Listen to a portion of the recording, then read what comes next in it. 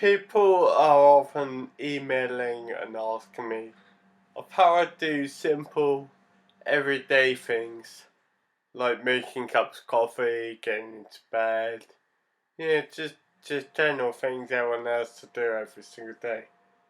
So a friend of mine came up with an idea of me filming simple little things I have to do, little tips and tricks to make things easier for me, and then show them to everyone. And as they say, a picture is worth 100 words. A video must be a novel. So this is me making a cup of coffee.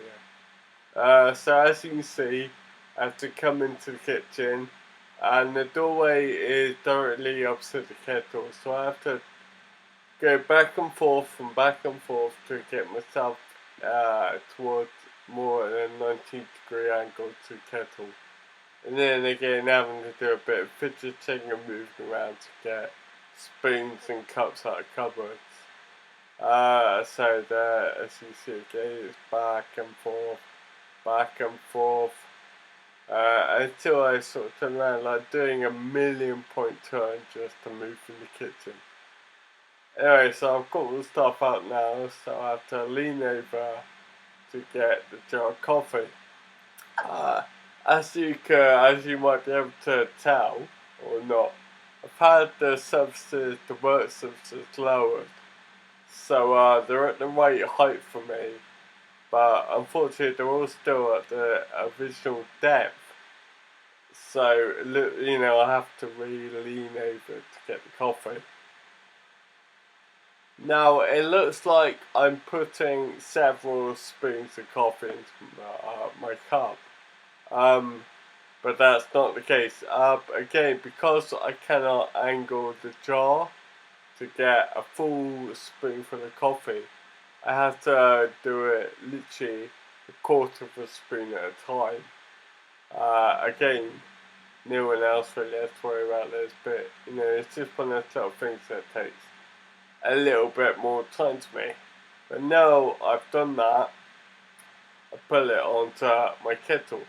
Now this kettle, I don't have to lift it up, and that's because about 4 years ago, I woke up in the morning and I had a normal litre tip coffee kettle, even a normal litre tip kettle. That's what it was.